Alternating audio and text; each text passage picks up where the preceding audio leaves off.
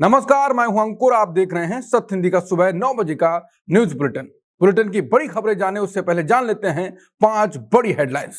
Cockroach जनता party के trademark के लिए मची होड़, 3 ट्रेडमार्क अर्जी दाखिल। कई राज्यों में फैली कॉकरोच जनता पार्टी, एक अकाउंट बंद तो बने 50 नए पेज।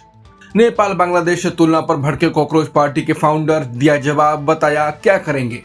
कॉकरोच जनता पार्टी के बहाने थरूर की विपक्ष को बड़ी सलाह, बताया नया रास्ता दिखाया।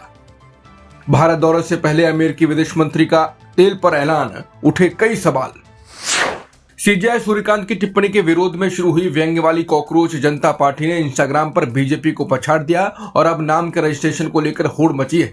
कॉकरोच जनता पार्टी को अपना नाम बनाने के लिए अब तक ट्रेडमार्क विभाग के पास 3 ट्रेडमार्क अर्जी दाखिल की जा चुकी हैं। ये सभी आवेदन क्लास 45 के तहत किए गए हैं, जो कानूनी और व्यक्तिगत सुरक्षा सेवाओं से जुड़ा हुआ है। इंटरनेट पर खुद को सुस्त और बेरोजगारों की आवाज बताने वाली इस पार्टी की शुरुआत हाल ही में हुई थी।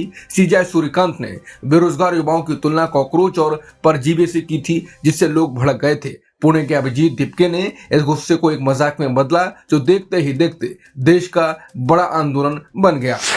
ट्विटर अकाउंट ब्लॉक होने के बाद कॉकरोच जनता पार्टी ने नए हैंडल से वापसी की है। कॉकरोच इज बैक नाम के इस नए हैंडल पर चंद घंटों में ही हजारों फॉलोअर्स जुड़ गए हैं। दीपिका का कहना है कि सरकार उनके पेज की लगातार बढ़ती लोकप्रियता से पूरी तरह डर गई है। उन्होंने सरकार के इस कड़े कदम को अपने ही पैर पर कुल्हाड़ी मारना बताया है। इस कार्रवाई के विरोध में अब देश के कई बड़े नेता और सामाजिक कार्यकर्ता भी खुलकर सामने आ गए हैं। महुआ मोइत्रा और योगेंद्र यादव जैसे लोगों ने सरकार की इस तानाशाही की कड़ी निंदा की। योगेंद्र यादव ने कहा कि जो सरकार एक छोटा सा मजाक नहीं सह सकती, वो खुद एक मजाक है।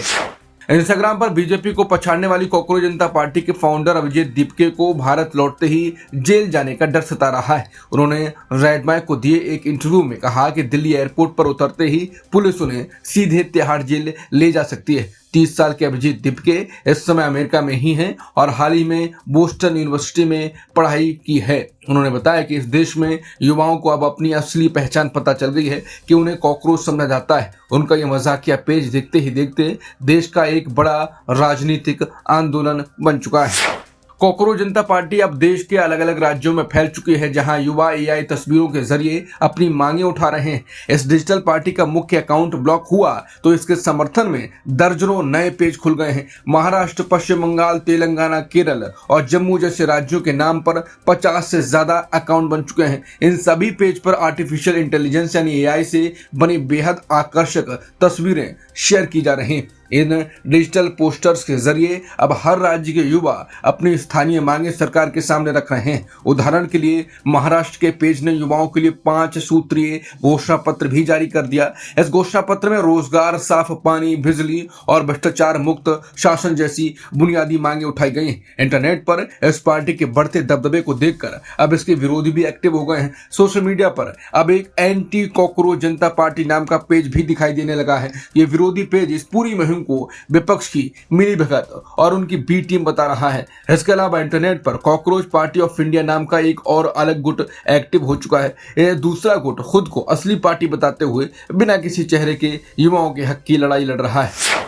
कॉकरोच पार्टी के फाउंडर अभिजीत दीपके ने कहा कि भारत के युवा समझदार हैं और वो नेपाल बांग्लादेश की तरह हिंसा नहीं बल्कि शांतिपूर्ण आंदोलन करेंगे। अभिजीत दीपके ने कहा कि कई पत्रकार मुझसे लगातार ये पूछ रहे हैं कि क्या जेनजी का यह आंदोलन नेपाल या बांग्लादेश जैसे हालातों में बदल जाएगा। मैं एक बात बिल्कुल साफ कर देना चाहता हूं कि ऐसी तुलना करके भारत के युवाओं का अपमान करना और उन्हें कम आंकना बंद कीजिए। इस देश के नौजवान बहुत ज्यादा समझदार, जागरूक और राजनीति को समझने वाले हैं। जितना लोग उन्हें समझते हैं वो उससे कहीं आगे हैं। वो अपने संवैधानिक अधिकारों को अच्छी तरह जानते हैं और अपनी नाराजगी हमेशा शांतिपूर्ण और लोकतांत्रिक तरीके से ही जताएंगे। और कृपया करके उन्हें कम मत समझिए। इनमें से कई युवा तो आज सरकार चलाने वाले लोगों से भी कहीं ज्यादा पढ़े लिखे और समझदार हैं। जम्मू कश्मीर की पूर्व मुख्यमंत्री और पीडीपी अध्यक्ष महबूबा मुफ्ती ने कॉकरोच जनता पार्टी का समर्थन करते हुए कहा कि देश के युवा नफरत की राजनीति छोड़ बदलाव की नई क्रांति ला रहे हैं। उन्होंने कहा कि भारत को एक क्रांति की जरूरत है और जेनजी इस बदलाव की कमान संभालने लगे। उन्होंने युवाओं के इस कदम को एक लंबे समय के बाद सुरंग के मुहाने पर दिखने वाली रोशनी बताया। शशि थरूर ने कॉकरोच जनता पार्टी के मुद्दों को सही बताते हुए विपक्ष से युवाओं के इस गुस्से को चुनावी बदलाव में बदलने की अपील की। उन्होंने कहा कि युवाओं की ये नाराजगी दिखाती है कि वो मौजूदा व्यवस्था से कितने परेशान हैं। इतना कम समय में इस आंदोलन का वायरल होना लोकतंत्र के लिए एक बहुत अच्छी बात है। थरूर के मुताबिक इस मजाकिया और गंभीर आंदोलन ने जनता को अपनी बात रखने का जरिया दिया है, लेकिन अब मुख्य धारा के विपक्षी दलों के सामने इस गुस्से को चुनावी बदलाव में बदलने की बड़ी चुनौती है। अगर युवा सिर्फ एक डिजिटल और काल्पनिक पार्टी से जुड़े रहेंगे तो उनकी जिंदगी में कोई बड़ा सुधार नहीं होगा। इसलिए विपक्ष को इस मौके का फायदा उठाकर युवाओं को अपने साथ जोड़ना चाहिए। थरूर ने इस डिजिटल पार्टी की वेबसाइट पर लिखे नीट परीक्षा सुधार जैसे मुद्दों की जमकर तारीफ की। उन्होंने कहा कि इन जरूरी मुद्दों पर सरकार और विपक्ष दोनों को मिलकर काम करना चाहिए। थरूर ने खुलकर माना कि पारंपरिक राजनीतिक दल कभी कभी युवाओं के इस मिजाज को समझने में पीछे रह जाते हैं, लेकिन इस आंदोलन के फाउंडर युवा अभिजीत दीपके ने हम सभी नेताओं को एक बिल्कुल नया रास्ता दिखा दिया है। नीट पेपर लीक मामले में राहुल गांधी ने पीएम मोदी और शिक्षा मंत्री धर्मेंद्र प्रधान पर छात्रों के भविष्य से खिलवाड़ करने का गंभीर आरोप लगाया। उन्होंने सरकार पर निशाना साधते हुए कहा कि पीएम मोदी ने इस बड़ी गड़बड़ी की अब तक कोई जिम्मेदारी नहीं ली है। राहुल गांधी का आरोप है कि इतनी बड़ी लापरवाही के बाद भी शिक्षा मंत्री धर्मेंद्र प्रधान को पद से नहीं हटाया गया है। उन्होंने सोशल मीडिया प्लेटफॉर्म एक्स पर लिखा कि जब तक धर्मेंद्र प्रधान इस्तीफा नहीं देते कांग्रेस का ये आंदोलन बिल्कुल नहीं रुकेगा। इसके साथ ही उन्होंने देश में पेपर लीक रोकने के लिए एक मजबूत और सुरक्षित सिस्टम बनाने की मांग की। पीएम मोदी पर तंज कसते हुए उन्होंने कहा कि जब पीएम मोदी इटली में रील बनाने में लगे थे तब भारत के युवा न्याय के लिए सड़कों पर लाठियां खा रहे थे। राहुल ने जयपुर में हुए विरोध प्रदर्शन का एक वीडियो भी शेयर किया जहां छात्रों पर वाटर कैनन का इस्तेमाल किया गया था। यहां कांग्रेस ने नीट पेपर लीक के खिलाफ जबरदस्त प्रदर्शन किया। कलकत्ता हाईकोर्ट ने पश्चिम बंगाल सरकार की ईद से पहले पशुओं की कुर्बानी पर लगाई गई पाबंदियों को चुनौती देने वाली याचिकाएं खारिज कर दी। कोर्ट ने 1950 के पशु वध कानून के तहत धार्मिक आधार पर छूट देने और भैंस बैल जैसे पशुओं के वध की अनुमति देने की मांग ठुकरा दी। हालांकि कोर्ट ने राज्य सरकार को निर्देश दिया है कि वो 27 से 28 मई को ईद के मद्देनजर किसी छूट की जरूरत है या नहीं, इस पर 24 घंटे के भीतर फैसला करें। बारह बेंच के मुताबिक अदालत ने यह फैसला उन याचिकाओं पर सुनाया है जिनमें बकरीद से पहले पश्चिम बंगाल सरकार के Paschim Bangal animal slaughter control act के तहत जारी दिशा निर्देशों को चुनौती दी गई थी। 13 मई को जारी सार्वजनिक सूचना में सरकार ने कहा था कि बैल, सांड, गाय, बछड़े और भैंसों का वध फिटनेस सर्टिफिकेट के बिना नहीं किया जा सकता है। गुरुवार के फैसले में अदालत ने कहा कि सुप्रीम कोर्ट पहले ही साफ कर चुका है कि ईद उल अजहा यानी बकरीद के त्योहार में गाय की कुर्बानी कोई जरूरी धार्मिक प्रथा नहीं है और यह इस्लाम के तहत धार्मिक आवश्यकता का हिस्सा नहीं है। पीएम मोदी के बदलाव नहीं बदला की अपील के बावजूद बंगाल चुनाव जीतने के बाद बीजेपी कार्यकर्ताओं पर हिंसा के गंभीर आरोप लगे हैं। चुनाव नतीजे आने के बाद महज 3 दिनों के भीतर ही हिंसा की 64 नई वारदातें सामने आ चुके हैं। एक स्वतंत्र संस्था की रिपोर्ट के मुताबिक इन 64 में से 42 घटनाओं में बीजेपी कार्यकर्ताओं का हाथ पाया गया। विजेता पार्टी के कार्यकर्ताओं पर तृणमूल कांग्रेस के दफ्तरों और उनके नेताओं के घरों में तोड़फोड़ करने के आरोप लगे हैं। कई जगहों पर टीएमसी के समर्थकों और उनके काउंटिंग एजेंटों के साथ मारपीट की घटनाएं भी दर्ज हुई हैं। इनके अलावा एक तो जय श्याम के नारों के बीच कुछ दुकानों को निशाना बनाने की बात भी सामने आई। वैसे इस पूरे चुनाव के दौरान यानी 15 मार्च से लेकर 7 मई तक कुल 231 हिंसक घटनाएं दर्ज की गई हैं। इस दौरान मतदाता सूची से नाम कटने के विरोध में 139 जगहों पर शांतिपूर्ण प्रदर्शन भी देखने को मिले थे।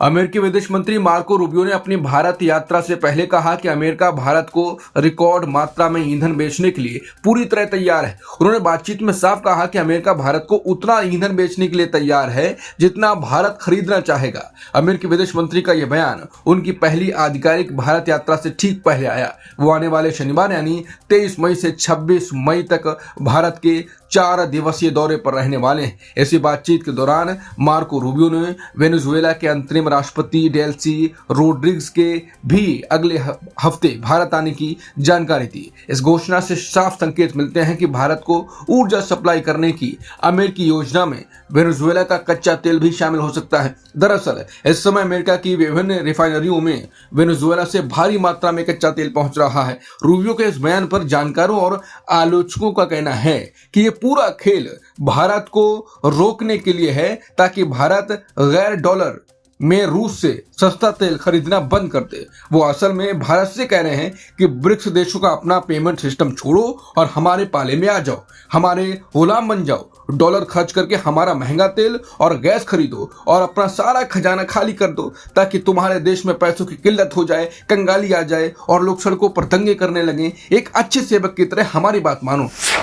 अमेरिका ईरान युद्ध के आर्थिक संकट से निपटने के लिए पीएम मोदी ने मंत्रियों संग बैठक की और जनता से ईंधन सोना बचाने की अपील की। पिछले एक साल में यह पहली बार है जब सभी मंत्रियों को एक साथ बुलाया गया था। बैठक में वित्त, कृषि, बिजली और रेलवे जैसे बड़े मंत्रालयों ने अपने काम की रिपोर्ट दी। इस दौरान पीएम मोदी ने पिछले साल हुए जीएसटी बदलावों का जिक्र करते हुए सुधार जारी रखने को कहा। उन्होंने साफ कहा कि साल 2026 के बाद के विकास के लिए भी अभी से तैयारी शुरू कर देनी चाहिए। ये पूरी बैठक ऐसे समय पर हुई जब अमेरिका और ईरान के बीच युद्ध चल रहा है। इस युद्ध की वजह से दुनिया भर में ईंधन की सप्लाई और महंगाई का संकट गहरा गया है। इस बुलेटिन में इतना ही। बाकी खबरों के लिए बने रह सकते हैं आप सत्य हिंदी के साथ। नमस्कार।